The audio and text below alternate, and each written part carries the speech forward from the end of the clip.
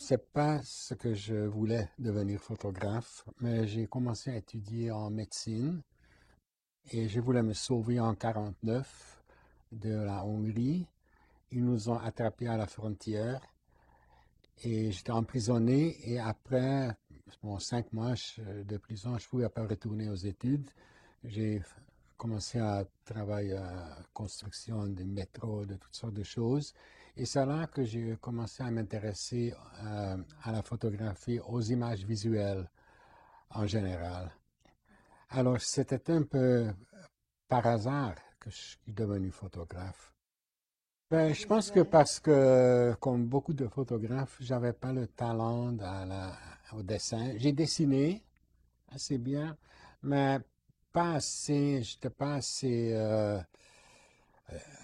pas assez de talent de devenir peintre ou artiste visuel. Tandis que la photographie, c'est simplement un mouvement de l'index de la main droite et l'image est faite.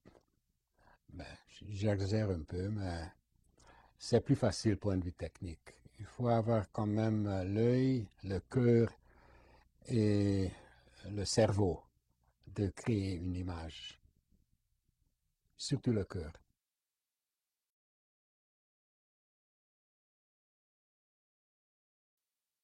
Je suis arrivé au Canada en 57.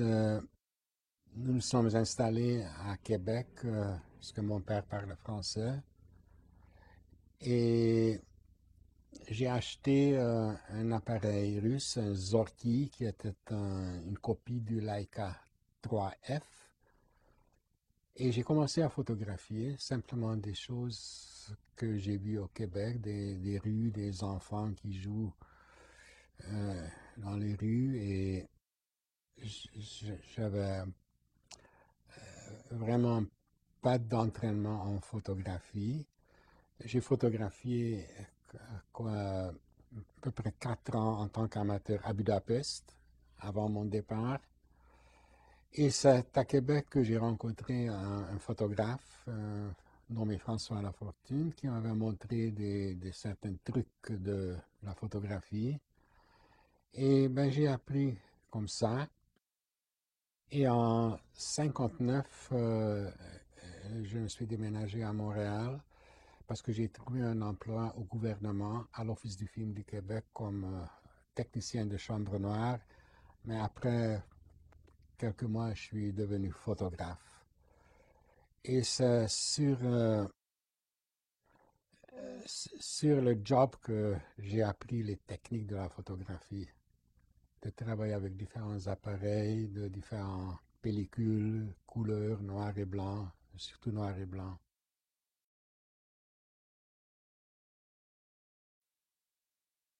Une influence assez importante, c'était le cinéma. Les premiers films après-guerre italiens, français, de l'Italie, ce qu'on appelle le nuovo realismo, où les films ont été tournés dans des conditions assez pauvres, dans des villages, dans les petites villes ou à Rome, dans les grandes villes, mais parmi les gens ordinaires. Souvent, il y avait peut-être quelques acteurs professionnels, mais le reste, c'était des gens du quartier.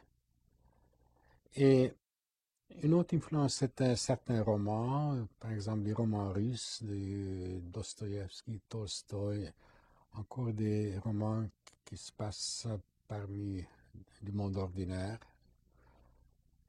Et en arrivant à Montréal, non, je pense que je l'ai vu à Québec, le premier film documentaire québécois, j'ai vu, c'était Les Racketteurs. Et c'était un film réalisé à Sherbrooke en hiver après une course de raquettes et les distributions des prix aux gagnants et le gros parti de danse, de boire, tout ça. Alors c'était aussi vraiment la réalité d'un certain groupe à Sherbrooke et c'est un film que j'ai beaucoup aimé. Je pense qu'il a influencé un peu ma photographie.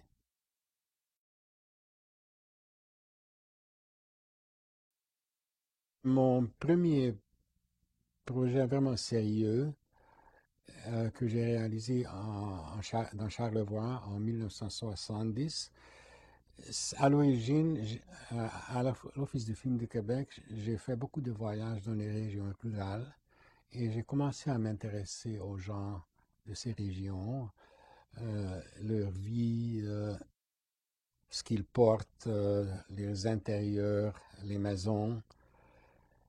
Et j'ai décidé d'aller passer en tout 2, 3 semaines dans Charlevoix, surtout à l'île aux Coudres.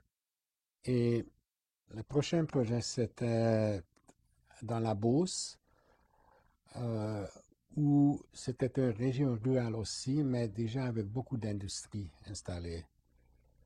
Et c'était une autre mode de vie que je voulais explorer. Alors, je suis allé 2, 3 fois dans la Beauce.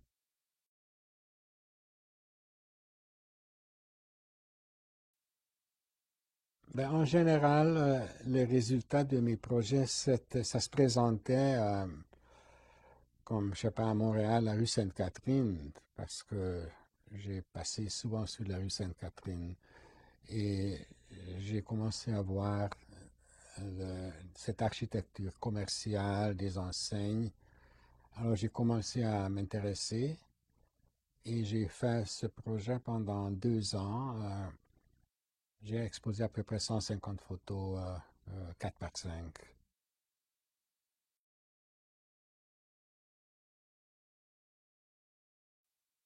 Mais en général, dans ma photographie, j'essaie d'explorer, de montrer le quotidien. Alors ça peut être un village, une petite ville, disons, simple. Mais ce qui est le plus important, c'est les gens. Alors il faut rencontrer les gens. Et souvent, j'ai photographié avec une chambre, un appareil grand format 4 par 5 que par exemple, j'ai installé l'appareil sur la rue principale dans un village, je sais pas, Lac-Saint-Jean.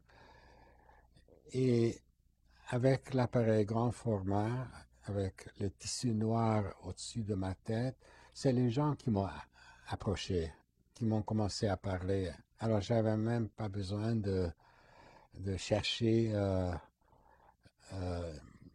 des connexions avec les gens.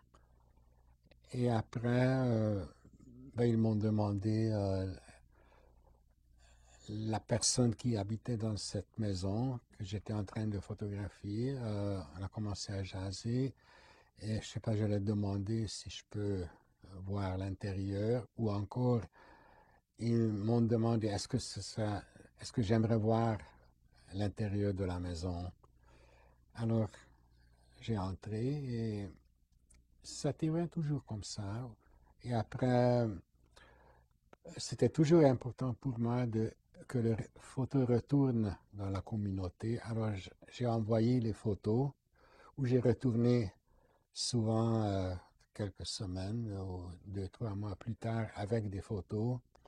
Et là, ça m'a aidé de rencontrer d'autres personnes.